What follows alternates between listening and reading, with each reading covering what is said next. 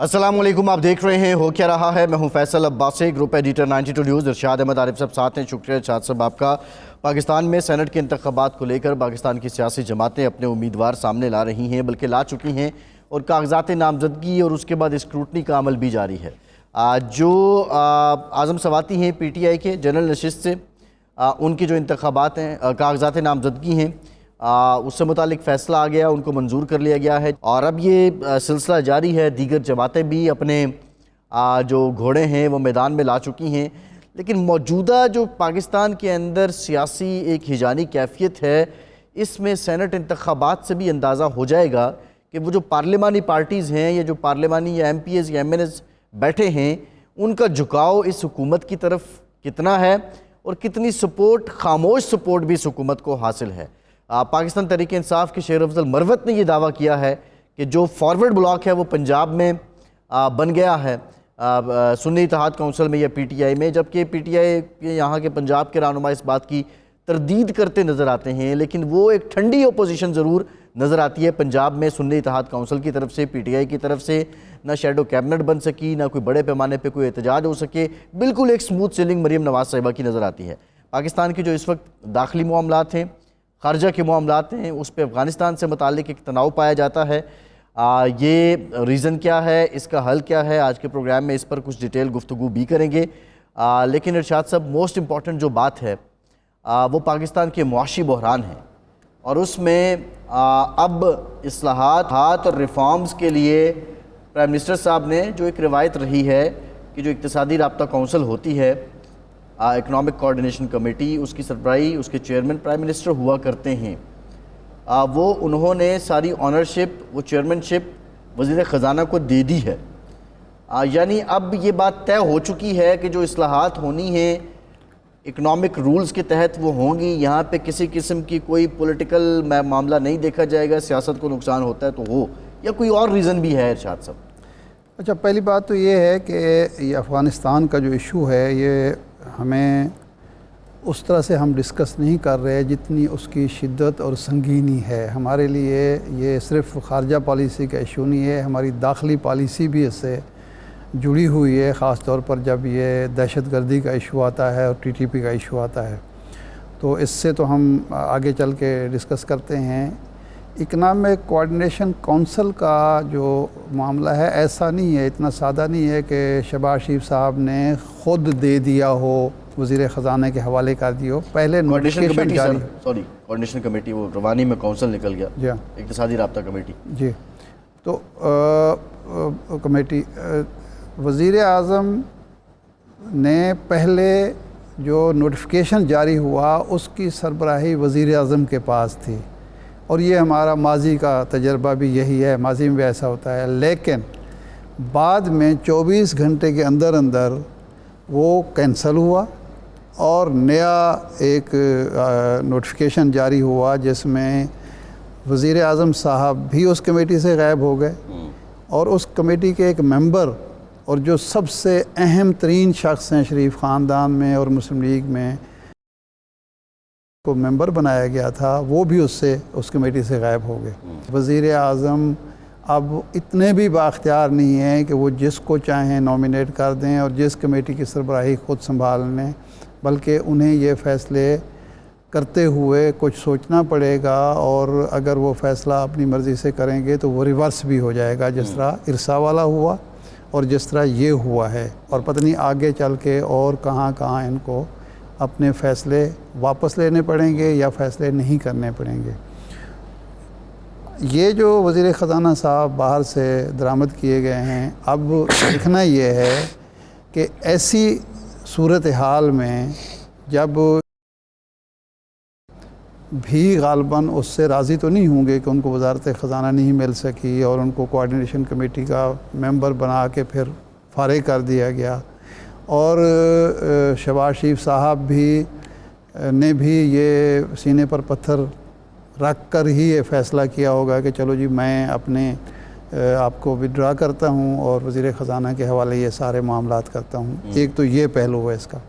دوسرا پہلو یہ ہے کہ پہلے مسلم لیگ یہ کہہ رہی تھی کہ ہم نے ریاست بچانے کے لیے اپنی سیاست قربان کر دی، ریاست تو اب بچ چکی ہے، اب جو انہوں نے سیاست قربان کرنی ہے وہ اس کی قیمت کیا ہوگی، کس کے عوض سیاست قربان کرنی ہے، یہ ایک پہلو ہے۔ اس کی وجہ سے مسلم لیگ کے اندر ایک واضح تقسیم ابھرتی نظر آ رہی ہے، اور لگ رہا ہے کہ جی ایک وہ گروپ جو نواز شریف صاحب کا آپ کہہ لیجئے، نواز شریف صاحب کے حامی کو کہہ لیجئے، جو سمجھتے ہیں کہ نواز شریف صاحب، پہلے ہم نے سیاست کی قربانی دی، پھر ہم نے نواز شریف صاحب کی قربانی دی، اور اب مزید ہمیں قربانی دینی پڑ رہی ہے کہ ہم ٹارگیٹ ہوں گے عوام کی ناراضگی کا، عوام کے غصے کا، کیونکہ جو مہنگائی ہوگی، جو بے روزگاری ہوگی، جو مسائل کھڑے ہوں گے وہ تو ہمیں فیس کرنے پڑیں گے جی، لیکن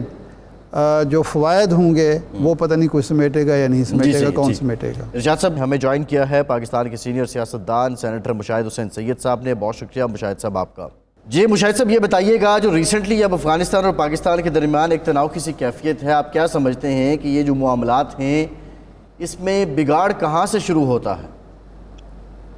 ایک تو آپ کو فیصل صاحب اور ارشاد عارف صاحب کو میرا بڑا السلام علیکم، اور آپ کے سارے ویوز کو میری طرف سے رمضان مبارک۔ دیکھیں جی، بگاڑ شروع ہوتا ہے کہ ہمارے ہاں مجھے لگتا ہے کہ اسٹریٹجک کلیئرٹی نہیں ہے کہ کیا ہماری افغان پالیسی ہونی چاہیے اور کس طرح ہم نے ان سے ڈیل کرنا ہے۔ مجھے تو لگتا ہے کہ 3 سالوں میں 3 مختلف پالیسیز آئی ہیں۔ آکیوپیشن فورس کی امریکہ کی، تو اس وقت ہم جو گڈ طالبان کہتے تھے، یعنی کہ افغان طالبان، ان کے ساتھ ہم ان کو حمایت بھی کرتے تھے، ان کو ہم نے میزبانی بھی کی، ان کی ہم نے مدد بھی کی۔ پھر 15 اگست 2021 کے بعد جن کو ہم بیڈ طالبان کہتے تھے، یعنی کہ ٹی ٹی پی، ان سے ہم نے مذاکرات بھی کیے باقاعدہ ہائیسٹ فوجی لیول کے اور ہائیسٹ سیاسی لیول کے، اور ہم نے ہمارے جو لیڈرشپ ہے، ملٹری لیڈرشپ، جرنیل، دوسرے لوگ باقاعدہ سے مذاکرات کرنے قابل بھی گئے، اور اس کی مجھے یاد ہے کہ بریفنگ بھی ہمیں دی گئی تھی 5 جولائی 2022 کو پارلیمنٹ کے نیشنل سیکیورٹی کمیٹی میں، جس میں جنرل باجوہ تھے، جنرل فیض کو کمانڈر تھے، اور جنرل ندیم ISI چیف تھے جی۔ اور اب نوبت یہ آ گئی کہ ہمیں ان کو ان کے ٹھکانوں پر جو دہشت گرد کے اڈے ہیں ادھر بمباری کرنی پڑی ہے۔ یعنی کہ پچھلے 5 سالوں میں 3 ہمسایوں کے ساتھ ہماری جھڑپیں ہو چکی ہیں۔ انڈیا نے تو خود کی تھی پلوامہ میں، لیکن ایران کے ساتھ پچھلے دنوں ہوئی ہے، اب افغانستان کے ساتھ ہوئی ہے۔ تو یہ کوئی اچھے تسلی بخش صورتحال نہیں ہے افغانستان کے حوالے سے۔ ہماری اسٹریٹجک کلیئرٹی ہونی چاہیے، ہمارے مذاکرات ہونے چاہیے۔ فوجی ڈنڈے کے ذریعے یہ حل نہیں ہوگا، یہ بمباری سے حل نہیں ہوگا۔ بمباری تو امریکہ نے بڑی کی تھی، بمباری تو سوویت یونین نے بڑی کی تھی، بمباری کے وہ عادی ہیں اور وہ لڑنا ہے وہ جانتے ہیں، باقی اور کام نہ جانتے ہیں۔ تو ہمیں ایک ریجنل اپروچ کی ضرورت ہے۔ ریجنل اپروچ سے مراد ہے کہ جو ہمارے ہمسائے ہیں، افغانستان کے 6 ہمسائے ہیں، Pakistan, Iran, China, Tajikistan, ترکمنستان، Uzbekistan, اور اس کے علاوہ چین کے ساتھ ہم جو خاص طور پہ ان کے گڈ آفیسز استعمال کریں تاکہ کچھ معاملات طے کریں، کیونکہ ان کی تشویش بھی وہی ہے 6 ہمسایوں کی جو ہماری ہے، کہ افغانستان کی سرزمین کسی اور کے خلاف دہشت گردی کے لیے استعمال نہ ہو۔ تو یہ بہت ضروری ہے کہ یہ معاملات ہم ریسٹور کریں ان سے اپنا تعلقات۔ مشاہد صاحب، چین تو وہاں سرمایہ کاری کر رہا ہے، ترکی بھی سرمایہ کاری کر رہا ہے، اور ملک بھی ہمارے لیے تو ایک بہت بڑی اپرچونٹی افغانستان ہمیشہ سمجھا گیا ہے، سرمایہ کاری کے لیے بھی اور سنٹرل ایشیا تک رسائی کے لیے بھی۔ تو آپ جو فرما رہے ہیں، یہ جو کلیئرٹی ختم ہوئی یا کلیئرٹی نہیں آ رہی، اس کی وجہ کیا ہو رہی ہے اور کیوں ہو رہی ہے؟ اور دوسرا یہ وزیر دفاع ہمارے فرماتے ہیں کہ ہم افغان ٹرانزٹ ٹریڈ پر بھی نظر ثانی کر سکتے ہیں۔ اگر ہم یہ ٹرانزٹ ٹریڈ انڈیا سے ختم کر دیتے ہیں تو یہ افغانستان کے لیے تو یہ فائدہ مند ہوگی، ہمارے حق میں ہوگا یہ معاملہ؟ مجھے تو سمجھ نہیں آتی کہ افغانستان آپ کے لیے ایک منڈی ہے، افغانستان آپ کے لیے ایک پورا ایک ملک ہے جو لینڈ لاکڈ ہے، وہ ڈیپینڈ کرتا ہے ٹریڈ، ٹرانزٹ ٹریڈ کے لیے گوادر کے ذریعے، کیونکہ گوادر 900 کلومیٹر دور ہے کندہار سے، اور ایران افغانستان کی تجارت پہلی دفعہ پاکستان افغانستان تجارت سے بند ہو گئی ہے، زیادہ بڑھ گئی ہے۔ تو یہ جو معاملہ ہے کہ ہم ان کو سزا دینا چاہتے ہیں کہ جی ہم اگر یہ کریں گے تو ہم بند کر لیں گے۔ ایک طرف تو ہم ہندوستان سے تجارت کھولنے کی بات کر رہے ہیں، یعنی کہ تجارت کو سیاست سے ہم ڈیلنگ کر رہے ہیں. افغانستان کی صورتحال میں ہم کہتے ہیں کہ نہیں, چونکہ انہوں نے یہ کام کیا تو ہم ان کا وہ بند کر دیں گے تو آرڈر بھی. تو یہ مجھے دور معیار بھی نظر آ رہے ہیں اور یہ غلط پالیسی ہے یہ میرے خیال میں یہ نیرو مائنڈڈنس کی بنیاد پر ہے. ہم اپنے اتنا جو گڈ ول گین کیا تھا 40 سال سے ہم ماڈل میزبان رہے ہیں, ہم سارا گڈ ول ختم کر رہے ہیں. ترکی کی تجارت بڑھ رہی ہے افغانستان سے, ایران کی بڑھ رہی ہے, چائنا نے ان کو تسلیم بھی کر لیا ڈی فیکٹو. ابھی میں ماسکو ہو کے آ رہا ہوں, ادھر بھی انہوں نے کہا ہے کہ ہم بھی افغان طالبان سے تعلقات رکھیں گے. تو صرف ہم رہ گئے جو ہم سے کئی سالوں کے تعلقات تھے, اب وہ بگاڑ ڈال کے ہم نے سارا کچھ لوز کرنا ہے. مجھے سمجھ نہیں آتی اس منطق کی.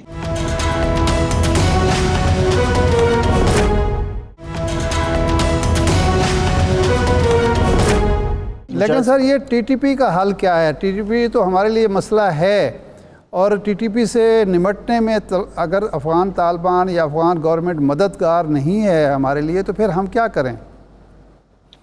آپ ریجنل اپروچ کریں. پہلی بات ہے کہ پہلے خود آپ نے ٹی ٹی پی سے باتیں کی, آپ نے سرکاری مذاکرات کیے, آپ کے D G I S I جا کے ان کو ملے, ان کے امیر المومنین جو بھی ہیں ان کے ٹی ٹی پی کے کابل میں, ان سے مذاکرات ہوئے. پھر آپ نے ان کو لے کے بھی آئے پاکستان کے اندر.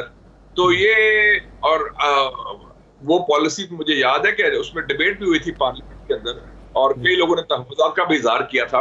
تو میرے خیال میں ہماری ایسی کہتا ہوں اسٹریٹجک کلیئرٹی نہیں ہے اس ایشو پر. تو اب اس وقت آ گیا ہے کہ ہم ایک سفارتی سطح پر ایک ریجنل علاقائی اپروچ کریں.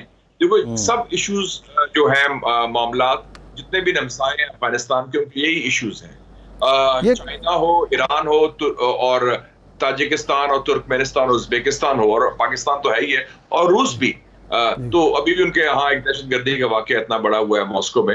تو میں سمجھتا ہوں ان کو مل کے ہمیں سفارتی حل ڈھونڈنا پڑے گا اور پریشر ڈالنا پڑے گا. ہم اکیلے نہیں کر سکتے. یہ یاد رکھیں کہ ایک نئی صورتحال پیدا ہوگی یہ پاکستان کے حوالے سے. جو ہمارا اندرونی دہشت گردی کا ایشو ہے بلوچستان سے, وہ اب منسلک ہو گیا ہے ایران کے ساتھ. تو ہمارا اگر مسئلہ یہ حل کرنا ہے دہشت گردی کا, ایک تو ہم خود بھی کلیئر ہوں, نیکٹا کو آگے لائیں. ہماری کاؤنٹر ٹیرر اسٹریٹجی مجھے نظر نہیں آتی ابھی لگتی. تو ہم یہ بھی کام کریں اندرونی لیول پر اور ہمارے ہمسایوں کے ساتھ مل کے, اور علاقائی حوالے سے ہم سفارتکاری کے ذریعے یہ مسئلہ حل کروائیں. مشاہد صاحب, اندرونی سیاست پہ بھی تھوڑا سا آپ سے رہنمائی چاہیے. وزیر اعظم صاحب نے ایک اکنامک کونسل بنائی جو ہوتی ہے ہمیشہ, اس کے چیئرمین بنے, نوٹیفیکیشن ہوا, 24 گھنٹے میں وہ خود بھی نکل گئے اس سے, اور وزیر خارجہ اسحاق ڈار صاحب کی ممبرشپ بھی غائب ہو گئی اور وزیر خزانہ نے اس کی چیئرمین شپ سنبھال لی. تو آپ اس کو کس نقطہ نظر سے دیکھتے ہیں؟ میرے خیال میں اسلام آباد کے ارد گرد کے کئی شہر ہیں, کبھی ایک لاہور بھی ہے, کوئی راول پنڈی بھی ہے, پھر جو اب ایک ایوان صدر بھی ہے. تو اب میرے خیال میں ملٹیپل پاور سینٹرز ہیں ادھر, تو اس کے مطابق ان کو کرنا پڑا ہے. لیکن یہ اپنا ان ایشوز پر تو ان کو چاہیے کہ مشاورت کریں اور ایک پختہ فیصلہ کریں کہ کیا کرنا ہے. کہ ہر روز یو ٹرن تو ٹھیک نہیں ہے نا, کہ آج یہ ہوا, کوئی نہ کوئی واقعہ ہو جاتا ہے, وہ اعلانات کرتے ہیں پھر وہ واپس لینے پڑتے ہیں.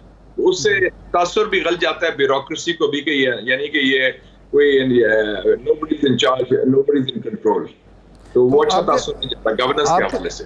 آپ کے خیال میں نواز شریف صاحب جو وزارت عظمیٰ کے منصب پہ نہیں آ سکے, حالانکہ نعرہ تو وزیر اعظم نواز شریف کا لگ رہا تھا, تو اس کی وجہ بھی یہی ہے کہ باس کا فیصلہ نہیں ہو پا رہا, ریئل باس؟ میں نے تو آپ کو پتا ہے الیکشن سے 3 مہینے پہلے کہہ دیا تھا کہ بہتر ہے کہ میاں صاحب پریزیڈنٹ بن جائے, پرائم منسٹر کی بات نہ سوچیں, کیونکہ حالات تبدیل ہو چکے ہیں. اور جو گراؤنڈ, میں نے تو پبلکلی کہا بھی تھا کہ جو زمینی حقائق بھی تبدیل ہو گئے ہیں, اور جو ہمارا سسٹم بھی اب ہائیبرڈ پلس سسٹم بن گیا ہے. تو اس میں ایک بہت دبنگ اور بہت مضبوط, اور جس طرح میاں صاحب نے حکمرانی کی اپنے زمانے میں, کہا کہ کھل کے 2/3 میجورٹی کے ساتھ, اب شاید اس کی گنجائش نہیں رہی. اب ایک بدلا ہوا پاکستان, اور اس بدلے ہوئے پاکستان میں ایڈجسٹ کرنا ہوگا. بتائیے, اب جو بدلا ہوا پاکستان ہے, اس میں بانی پی ٹی آئی اور نواز شریف, کیا یہ دونوں مائنس ہو چکے ہیں, یہ سمجھ لیا جائے؟ نہیں, دیکھیں جی, جتنی دیر سیاستدان زندہ رہتا ہے اور وہ ایکٹیو ہے پالیٹکس میں, وہ مائنس نہیں ہو سکتا. he will remain relevant. تو اس میں میں کسی کو مائنس نہیں سمجھتا کہ وہ ہے, بلکہ یہ ہے کہ ہمارے سسٹم میں اب دو انٹرسٹنگ قوتیں آ گئی ہیں. ایک بڑا ایک سرکاری سسٹم بن گیا ہے جس میں ساری پارٹیز ایک قسم کی مرج ہو گئی ہیں, اس میں سارے اکٹھے ہیں, اور ایک ہے باہر عوامی قوت, وہ علیحدہ ہے, اس سسٹم کے باہر ہے. تو بس یہ ابھی تک ہے, اور ابھی تھوڑا بہت ان کا نوک چوک چلتی رہے گی, لیکن کوشش یہ بھی ہو رہی ہے کہ جو عوامی قوت ہے اس کو بھی سسٹم کے اندر لایا جائے کس طریقے سے. وہ اس میں تو آگے ہیں, کے پی میں تو آگے ہیں, ایک صوبہ تو ان کو مل گیا ہے, لیکن ابھی تک معاملات پوری طرح طے نہیں ہوئے, تو اس لیے مسئلہ چل رہا ہے, rules of the game set نہیں ہوئے. مشاہد صاحب, یہ جو سرکاری سسٹم اور عوامی قوت کے درمیان کشمکش ہے, آپ ایک تجزیہ کار کے طور پر ایک آپ کی گہری نظر ہے سیاسی معاملات پہ, یہ آخری رخ کیا اختیار کرتے نظر آ رہے ہیں؟ عوامی قوت غالب آئے گی یا سرکاری سسٹم بالآخر کامیاب ہوگا اور عوامی قوت کو دبا دیا جائے گا؟ عوامی قوت اگر واقعی عوامی ہو, اس کے جڑ ہو عوام میں, اور عوام کی اکثریت اس کی حمایت کرے, اور اس میں ہمت بھی ہو, اس میں قوت بھی ہو, اور اس میں کیپیسٹی بھی ہو کہ وہ قائم رہے, تو اس کو ختم کرنا آسان نہیں ہوتا. یہ ایک لیسن ہے. اور عوامی قوت چاہے زمانے میں پیپلز پارٹی تھی, بھٹو, ذوالفقار علی بھٹو کی پھانسی بھی ہوئی, ان کو باہر بھی رکھا گیا, پھر وہ واپس آ گئی. میاں صاحب کو ملک بدر بھی کیا گیا تو وہ بھی واپس آ گئے. جو عوامی قوت ہوتی ہے وہ اس کا خاتمہ سرکاری طریقے سے اور نوٹیفکیشن سے نہیں ہو سکتا. شاید صاحب یہ بتائیے گا جی, لیکن اس کے لیے عوامی قوت کو نومبر کا انتظار کرنا پڑے گا, ٹرمپ کا انتظار کرنا پڑے گا, یا ہم اپنے طور پر ہی عوامی قوت کو تسلیم کر کے حالات کا رخ موڑیں گے؟ میرا تو ہمیشہ ویو رہا ہے کہ ہم دو تین چیزیں ہیں کہ بہتر ہو کہ ہم پرانی غلطیاں نہ دہرائیں, غلطیاں کرنی ہیں تو نئی غلطیاں کریں. دوسرا بات ہے کہ پاکستان کی سیاست کے فیصلے ہم خود کریں. آپ دیکھیں نا, جب ہم نے باہر کی قوت انوالو کرتے ہیں, 1977 میں جب پی این اے اور پیپلز پارٹی کی گڑبڑ شروع ہوئی تو ریاض الخطیب صاحب سعودی سفیر آئے, اور ہم ایک دوسرے سے بات نہیں کرتے. آپ نے دیکھا اس کا انجام کیا ہوا. 1988 میں جب آئی جی آئی بنی اور پھر لڑائی ہوئی اور بے نظیر پاور میں آ رہی تھی, اس کو روکا جا رہا تھا آئی جی آئی کے ذریعے, تو پھر امریکہ سے دو نمائندے آئے تھے, آپ کو یاد ہے, رچرڈ آرمیٹاج اور رچرڈ مرفی, اور انہوں نے دباؤ ڈالا صدر غلام اسحاق پہ, اور اسمبلی سیشن کال ہو گیا, پھر وہ ہو گیا. اور پھر اب بھی دیکھا آپ نے کہ جب میاں صاحب بھی ملک سے باہر گئے تھے, جب واپس آئے تو سعودی عربیہ سے, تو پھر چیز چینج ہوگی. مشرف صاحب باہر تھے, میاں صاحب اندر تھے, اور زرداری صاحب صدر بن گئے. تو بہتر ہو کہ یہ فیصلے ہم خود کر لیں, نسبت کہ کوئی ٹیلی فون کال آئے یا باہر سے دباؤ آئے. نہیں, اب بھی کوئی نمائندہ آ رہا ہے مشاہد صاحب, اب بھی کوئی نمائندہ آ رہا ہے؟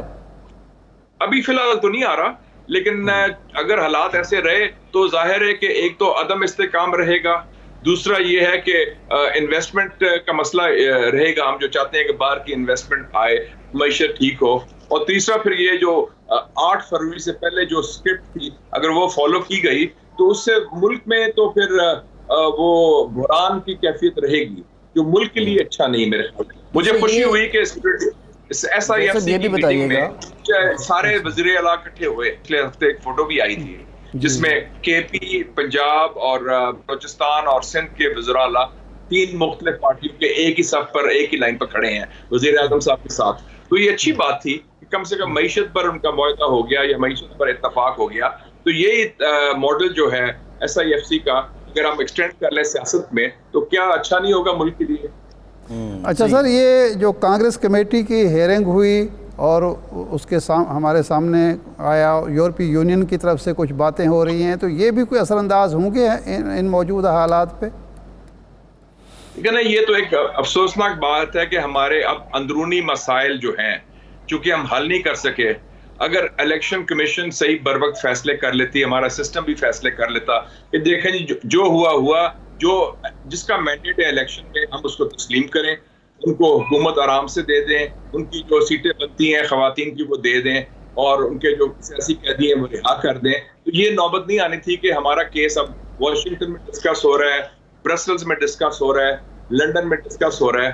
تو اب کیا رہ گیا کہ آپ کے الیکشن کے بارے میں ڈسکشنز پورے دنیا میں ہو رہی ہے, تو وہ ہمارے لیے تو اس کا مطلب ہے باعث کمزوری ہوگا نا, باعث تقویت تو نہیں ہوگا نا.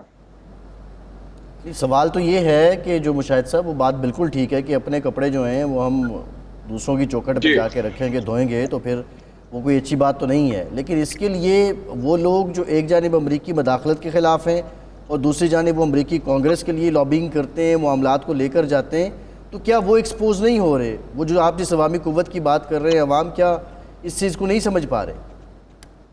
دیکھیں جی، اس وقت there are no rules at all, anything goes. جس کو انہوں نے امریکی کارڈ استعمال بھی کیا ہے سکسیسفلی کہ ہمارے خلاف امریکہ نے یہ کیا، اور اس کے ساتھ امریکی کانگریس میں لابنگ بھی کرائی، چونکہ ان کا ڈائسپورا ان کے ساتھ ہے، انہوں نے پیسہ بھی خرچ کیا، لابنگ بھی کی. امریکہ میں لابنگ کام کرتی ہے، تو ہمارا مقصد ہے کہ ہم دباؤ ڈالنا، جو بھی ذریعہ ہو ہم دباؤ ڈالتے ہیں. تو یہ افسوسناک بات ہے.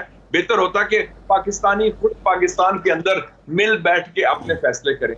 مجھے تو یہ دکھ ہوتا ہے کہ ہم کسی کانگریس مین کو کہیں یا سینیٹر کو کہیں کہ کسی باہر کے سفارتکار کو کہیں کہ ہماری صلح کراؤ یا ہماری بات چیت کراؤ، اگر ہم خود نہیں کر سکتے. لیکن ہمارا المیہ یہ ہے کہ ہمارے سیاسی جماعتوں میں بھی خود رولز آف دا گیم نہیں ہے، اور ماضی میں بھی یہ ہوتا رہا، اور وہی غلطیاں ہم دہرا رہے ہیں اب انفارچونیٹلی اس صورتحال میں. یہ افسوسناک پہلو ہے جی.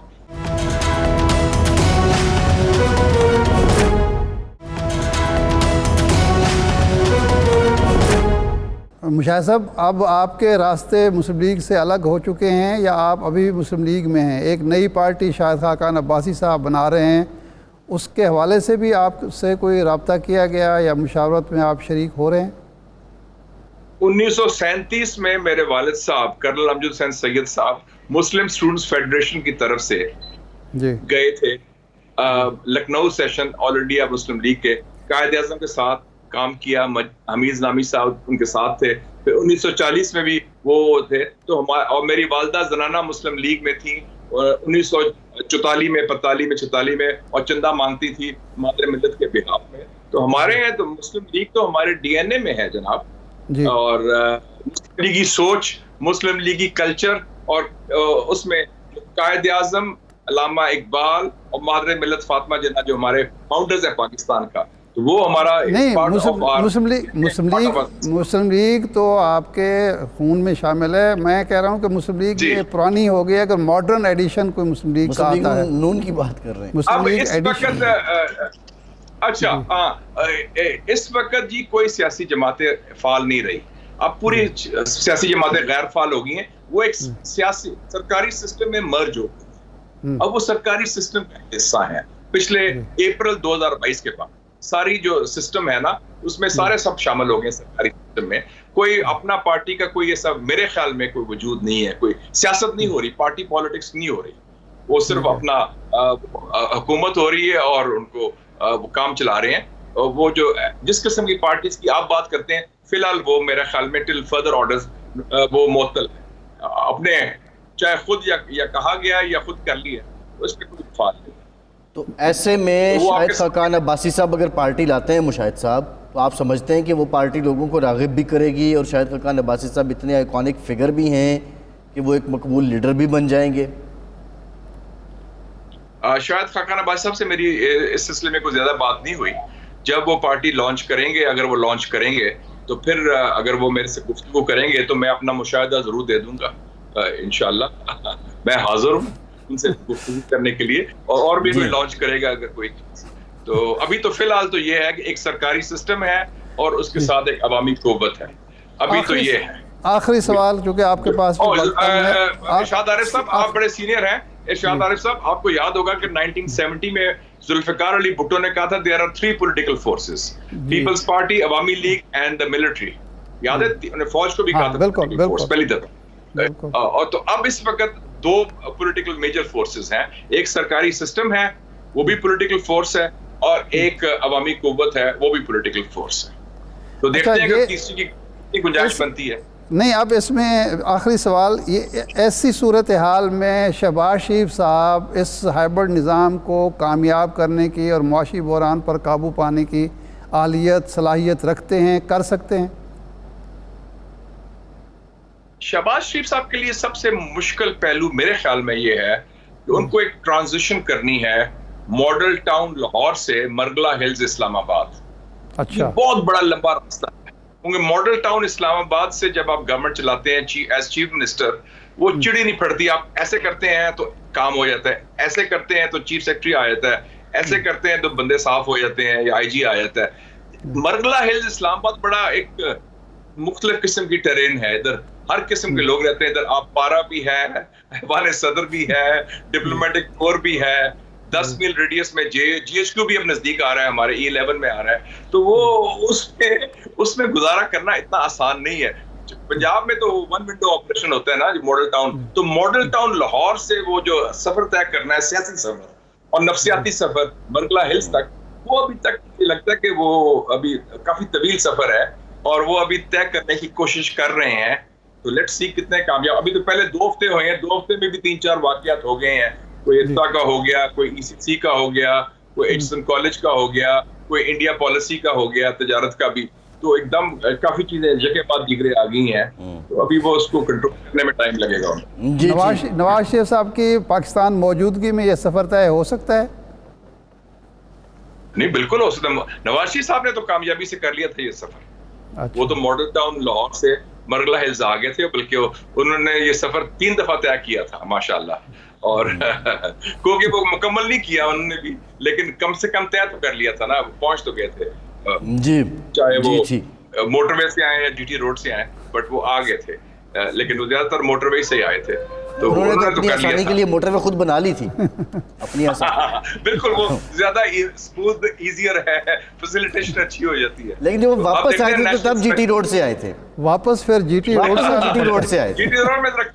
GT روڈ میں بڑے کھڈے بڑے ہیں اور ذرا پرابلمز ہوتے ہیں اور ایکسیڈنٹس کا زیادہ خطرہ ہوتا ہے. لیکن ان کو سیاسی زندگی GT روڈ نہیں دی تھی مشاہد صاحب, موٹر وے نے نہیں. ہاں, وہ تو آپ کو یاد ہوگا کہ 17 اپریل کا مشورہ میرا تھا 1993 کا کہ میاں صاحب استعفیٰ نہ دیں اور اب نہ بھاگیں. لوگوں نے کہا تھا استعفیٰ دے دیں, لوگوں نے کہا تھا کہ اسمبلی توڑ دیں. میں کہا نہیں, ڈونٹ ریزائن, گیٹ سیکڈ, اور پھر آپ عوامی لیڈر, سرکاری لیڈر سے عوامی لیڈر بنیں گے. میرا مشورہ انہوں نے قبول کیا, اور 18 اپریل 1993 کو جب غلام اسحاق خان نے ان کو نکالا تو وہ میں نے عطی حاکم کو مبارکباد دی. میں کہا مبارک ہو میاں صاحب. سب لوگ ڈرے بیٹھے تھے PM ہاؤس میں فرسودہ. میں کہا یہ کلوں کی جیسے کلوں میں آئے ہوتے ہیں. میں کہا یہ بڑی مبارک ہو, آپ تو عوامی لیڈر بن گئے ہیں, you are now popular leader. اور that was a turning point. جی شاید سے بڑی انٹرسٹنگ گفتگو چل رہی تھی, لیکن وقت کم ہے, ابھی کہیں جانا ہے. بہت شکریہ آپ کے وقت کا سینیٹر مشاہد حسن سید صاحب آپ کا. ہمیں جوائن کیا ہے سنی اتحاد کونسل کے MP ندیم قریشی صاحب نے. قریشی صاحب بہت شکریہ آپ کا. قریشی صاحب اب بڑے کلیدی رہنما ہیں PTI کے, اور PTI کے ہی رہنما ہیں, سنی اتحاد کونسل کے MNA ہیں شیر افضل مروت صاحب. انہوں نے دعویٰ کیا ہے کہ پنجاب میں جو آپ کی جماعت ہے اس میں فارورڈ بلاک بن چکا ہے اسمبلی میں. ویسے تو تردید ہو رہی ہے, لیکن یہ دعویٰ انہوں نے کیوں کیا؟ کیا کوئی ٹولیاں, کوئی گروپ موجود ہیں, کوئی اختلاف موجود ہے جو پارلیمانی پارٹی ہے پنجاب کی؟ بسم اللہ الرحمن الرحیم. بہت شکریہ آپ کو سب کو, رمضان شریف کی مبارک. میں گزارش کروں, شیر افضل مروت صاحب ہمارے شیر ہیں, بلکہ ببر شیر ہیں, کاغذی شیر نہیں ہے, اوریجنل والے شیر ہیں. انہوں نے ثابت کیا ہے. میں آپ کو یقین دلاتا ہوں پاکستان تحریک انصاف کے تمام اراکین اسمبلی جو پنجاب میں وہ انٹیکٹ ہے الحمدللہ. بلکہ ہم آپ کو ہو سکتا ہے کوئی سرپرائز بھی دے دیں. ہمارے ساتھ بہت سارے ایسے دوست جو PMLN کی بینچز پر ہیں وہ موجود ہیں اور رابطے میں ہیں, کیونکہ اس بار کے جو انتخابات تھے اس میں ایک چیز بڑی واضح ہوئی ہے کہ عوامی مینڈیٹ سے محرومی نے PMLN کی صفوں میں ایک بہت ساری دل برداشتگی اور ان میں فرسٹریشن پیدا کی ہوئی ہے. میں آپ کو یقین دلاتا ہوں پاکستان تحریک انصاف پنجاب کا ایک بھی رکن اسمبلی, جیسے انہوں نے قائد اعوان کے انتخابات میں ووٹ اپنا کاسٹ کیا, جیسے انہوں نے ڈپٹی اسپیکر کے انتخابات میں ووٹ کاسٹ کیا, ہمیں انشاءاللہ تعالیٰ 3-4-5 لوگوں کی حمایت حاصل ہوگی جو ہمارے ساتھ بظاہر نہیں ہے, لیکن وہ ہمارے کینڈیڈیٹ پر عمر چیمہ صاحب کر رہے ہیں. قریشی صاحب دعویٰ تو آپ کے لوگ کر رہے ہیں, شیر افضل مروت دعویٰ کر رہے ہیں. قریشی صاحب بات یہ ہے کہ ان کی حکومت بن گئی ہے اور بڑی بھاری اکثریت سے ان کی حکومت ہے, مریم صاحبہ روزانہ دورے کر رہی ہیں, تو وہ کیوں فرسٹریشن کا شکار ہیں؟ لیکن میں آپ کو گزارش کر دوں, ان میں بہت سارے لوگ اس طرح کے ہیں جن سے مریم نواز صاحبہ نہ رابطے میں ہیں نہ ملاقات چاہتی ہیں. گورنمنٹ بننے کی حد تک وہ ایک معاملہ تھا. اب آپ یقین کریں پی ایم ایل این کی ہمیشہ سے یہ ریت رہی ہے کہ اپنے مخالف پہ جتنی توجہ دیتے ہیں اپنے دوستوں کو اتنی توجہ نہیں دیتے, اور اپنے مخالف پہ توجہ دیتے ہیں مخاصمت والی, اختلاف والی, رنجش والی, دشمنی والی. اور ان کے دوست ہمیشہ ان کی محبت سے, ان کی صحبت سے, ان کی توجہ سے محروم رہتے ہیں. میں آپ کو ایک تو شیر افضل مروت صاحب کے حوالے سے بتا دوں, مجھے لگتا ہے خان صاحب نے نا کوئی بغیر سحری کے روزہ رکھ لیا ایک آدھ, کیونکہ وہ اسموکنگ بہت زیادہ کرتے ہیں. ہو سکتا ہے افطاری کے بعد ان کو ان کا فیوریٹ برانڈ بھی نہ ملا ہو, انہوں نے یہ خبر جاری کر دی. ایسا نہیں ہے. اب ہاتھ کنگن کو عرضی کیا چند دن کی بات ہے.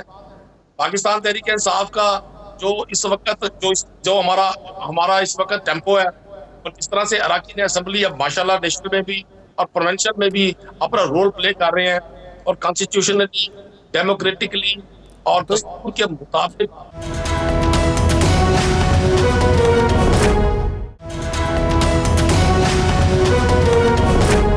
یہ بتائیں کہ آپ کے جو بعض ارکان اسمبلی کو پر نوازشات ہو رہی ہیں حکومت کی طرف سے, کچھ مراعات مل رہی ہیں, تو یہ بھی اسی کا سلسلے کی کڑی ہے جو آپ کہہ رہے ہیں کہ وہ اپوزیشن پہ زیادہ نوازشات کرتے ہیں اور اپنے ممبران کو بھول جاتی ہیں مریم صاحبہ؟ نہیں, میں نے نوازشات کی بات کی. میں نے گزارش یہ کی ہے کہ P M L N mindset ہے, جو پی ایم ایل این کا گورنمنٹ کی جو سوچ ہے وہ یہ ہوتی ہے کہ اپنے مخالفوں کو جبر کے ذریعے, اپنے مخالفوں کو ظلم کے ذریعے, اپنے مخالفوں کو استحصال کے ذریعے باہر سے لگایا جائے. اور اگر ان حالات میں کوئی بھی رکن جو پاکستان تحریک انصاف منتخب ہے وہ کسی بھی طرح سے اگر موجودہ گورنمنٹ کے ساتھ اپنی کنگیاں بڑھائے گا, وہ اپنی سیاست کے تعبیر میں کیل ٹھوکے گا. شاید بھائی جو لوگ حکومتی عہدوں پر براجمان ہیں وہ عوامی حمایت سے آ رہی ہے, کہ آپ مجھ سے بہتر سمجھتے ہیں, عباسی صاحب بھی سمجھتے ہیں. ووٹ ایک ایسی طاقت ہے جو پولیٹیکل بندے کو, سیاستدان کو ایک انرجی دیتا ہے. ووٹ سیاستدان کی پولیٹکس میں آکسیجن کا درجہ رکھتا ہے. یہ جو 8 فروری کے بعد منتخب ہوئے ہیں لوگ, وہ 9 فروری کو ہوئے, 10 کو ہوئے, 11 کو ہوئے, اور ابھی تک وہ سیریز چل رہی ہے. ان کے پاس نہ وہ اخلاقی طاقت.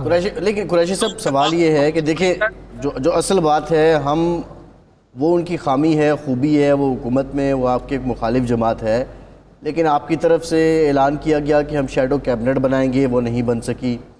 اپوزیشن لیڈر کے لیے بھی پہلے ایک نام اور آیا, پھر احمد خان بچر صاحب کا نام آ گیا. یہ سارے جو تضادات ہیں, کیا آپ کی جو پارلیمانی پارٹی ہے, جو پنجاب میں آپ ایم پی ایز ہیں سنی اتحاد کونسل کے, آپ کو ہیڈ کون کر رہا ہے, آپ کس کے انسٹرکشنز پہ چل رہے ہیں؟ اور دوسرا, اگر آپ اتنے متحد ہیں تو پھر وفاق سے آپ ہی کا بندہ اٹھ کے ایسی بات کیوں کر دیتا ہے کہ جو بالکل جس کا فائدہ صرف اور صرف آپ کے مخالفین کو ہے؟ دیکھیں, میں آپ کو ایک بڑی واضح گزارش کر دوں. شیر افضل مروت صاحب نے جو چیز فرمائی تھی, یہ کہا تھا کہ میں خدشے کا اظہار کرتا ہوں. ایسا ممکن ہے, اور ظاہر ہے آپ نے دیکھا 2008 جب شہباز وزیر اعلیٰ بنے تھے پنجاب میں, پی ایم ایل کیو کا ایک بہت بڑا گروپ تھا, محمد انیتا کی ایک فارورڈ بلاک بنایا تھا, کیونکہ ان کے پاس اکثریت تھی اس وقت اسمبلی میں, اور اس فارورڈ بلاک کو اپنے ساتھ انگیج کیا اور اپنی گورنمنٹ چلائی. یہ وتیرہ ہمیشہ سے رہا, اور میں نہیں سمجھتا اب جو لوگ ان کے مخالف بینچز پہ بیٹھے ہیں, اپوزیشن میں بیٹھے ہیں, ہماری صورت میں وہ ان کی کسی نوازشات کے قائد ہوں, ان کی کسی قربانی کے طلبگار ہوں. وہ تو طلبگار ہیں رول آف لا کے, وہ تو طلبگار ہیں اس ملک میں کہ جو سارے لوگ بغیر ووٹ کے منتخب ہو کر, پاکستان کی تاریخ میں پہلی بار یہ ہوا ہے کہ بغیر ووٹوں کے الیکشن ہو گئے, مطلب ووٹ کسی اور کو کاسٹ ہوا, منتخب کوئی اور لوگ. ہم تو ہر جگہ پر اس نظام نے پلس کی اس لیڈرشپ کو ہم پر مسلط کیا, اس کو بے نقاب کریں گے. مجھے یقین ہے کہ شیر افضل مروت صاحب اگر کوئی خبر ہے تو وہ غلط ہے. شیر افضل مروت صاحب نے جو رپورٹ دی ہے صحیح ثابت نہیں ہوگی. جہاں تک بات ہے پنجاب کی پارلیمانی پارٹی, یقیناً عمران خان صاحب ہمارے لیڈر ہیں, وہ جیل میں ہیں. جب کسی سربراہ مشکل میں ہو, رابطے میں نہ ہو, تو چھوٹے موٹے مسائل تو ہو سکتے ہیں. یقیناً ہمیں دشواریاں ہیں, پریشانیاں ہیں, لیکن ہماری ندیم قریشی صاحب آپ دیکھیں نا, اتوار کے دن خان صاحب نے کال دی کہ یہ آپ لوگ باہر نکلیں گے, ہم نے دیکھا کہ ورکر آپ کے نکلے، کچھ لیڈر بھی نکلے، لیکن بیشتر ایم پی ایز جو تھے وہ غائب تھے، ایم این ایز غائب تھے۔ اس سے بھی جو لگتا ہے نا کہ کچھ لوگ خاموش ہیں اور کچھ لوگ حکومت سے تعاون کر رہے ہیں، ورنہ وہ منظر عام پر آتے ورکر پرجوش تھے، نکلے ہوئے تھے، اور بہت کم ہم نے دیکھا کہ ایم پی ایز یا ایم این ایز میدان میں ہوں۔ شاہ صاحب بڑی سمپل اور سیدھی سی بات ہے، ایسا قطر نہیں ہے کہ کسی نے اگر اعتبار کیا کہ نشر میں پارٹ نے نہیں کیا اس کا حکومت سے رابطہ ہے یا وہ حکومت کو بینیفٹ دینا چاہتا ہے۔ پاکستان تحریک انصاف کے جتنے اراکین اسمبلیاں درجنوں ایف آئی آر پر ہیں، ایک سال سے اور اس سے پہلے جب یہ گورنمنٹ 30 مئی جب ہوا، جب پنجاب میں گورنمنٹ ہماری تھی اور رانا ثنا صاحب وزیر داخلہ تھے، اس وقت سے جو اذیتناک سفر شروع ہوا انصاف کی لیڈرشپ کے لیے وہ ابھی تک ختم نہیں ہوا۔ میں نہیں سمجھتا کہ تحریک انصاف کا کوئی رکن اسمبلی کسی بھی طرح سے کمپرومائزڈ ہے۔ ہم اگر کسی جگہ پر لوگ نہیں بھی پہنچ سکتے ہوں گے، ان کی وجوہات ہو سکتی ہیں۔ ہم اس بات پر بالکل قائل ہے کہ جو پارٹی کی لائن ہے، جو پارٹی کا حکم آئے گا، ہمارا نمبر 1 ٹارگیٹ اس وقت ہے کہ عمران خان یہاں ہو۔ ہمارا نمبر 1 ٹارگیٹ ہے کہ جو ہمارے سابق اراکین اسمبلی، سابق گورنر، خواتین، ہماری جو لیڈرشپ ناجائز جیلوں میں وہ رہا ہو۔ سر رمضان المبارک ہے، لوگ اپنے سر و پار کر رہے ہیں، ایک سال سے لوگ بے گناہ جیلوں میں موجود ہیں۔ ہمارا ٹارگیٹ نمبر 1 کیا ہے؟ اور اگر کوئی رکن اسمبلی اس ٹارگیٹ کو اپنی فوقیت نہیں دے گا، میں نہیں سمجھتا کہ وہ تحریک انصاف ہے۔ 2 اپریل کو 2 اپریل آ رہا ہے، سینٹ کے الیکشن ہے، پتہ چل جائے گا۔ آپ کے خیال میں کتنی سیٹیں آپ کی جو اسٹرینتھ بنتی ہے، کتنی سیٹیں آپ لے لیں گے؟ سیٹیں آپ کی پوری ہوں گی سینٹ میں، کم ہوں گی یا بڑھ جائیں گی؟ آپ کہہ رہے ہیں نا کہ ایم این اے اپنا مسلم لیگ نون کے لوگ آپ کے ساتھ رابطے میں ہیں، تو وہ آپ کے کینڈیڈیٹ کو دیں گے ووٹ؟ میں گزارش کروں، کینڈیڈیچر کی بڑی امپورٹنس ہوگی اس بار۔ ہمارے چونکہ پنجاب میں حامد خان صاحب کینڈیڈیٹ ہیں، ان کی بڑی ذاتی فٹنگ ہے، ان کی بڑی ذاتی لائکنگ ہے، لائنز کے شعبے میں ان کا ایک بڑا پروگرام ہے، پاکستان میں بڑا کے حوالے سے ان کو عزت کی نگاہ سے دیکھا جاتا ہے۔ اسی طرح سے اکبر چیمہ صاحب آپ گورنر ہیں، نا حق جیل میں ہیں، نا حق تکلیف میں ہیں، ڈھائی شستہ شائستہ مینرڈ پڑھے لکھے شخص ہیں، اگر وہ ہمارے کینڈیڈیٹ ہوئے ان کو بھی بہت زیادہ ووٹ ملنے کا امکان ہے۔ تو میں کہوں اگر ہمارے کینڈیڈیٹس کو، ہمارے ایم پی ایز کو پریشر بلٹنا ہے تو ہم ہمارا موجود فکر ہم اس کو تبھی ووٹ لیں گے، اور ممکن ہے ہمارے 4-5 ووٹ ہمارے ہونے کی وجہ سے زیادہ ہو جائے۔ بہت شکریہ ندیم قریشی صاحب، آپ کے وقت کا آپ موجود تھے اور بتا رہے تھے، آپ تردید کر رہے ہیں۔ شاہ صاحب ٹائم ختم ہو گیا، بہت شکریہ آپ کا، آج ہم سے اتنا ہی، اجازت دیجیے۔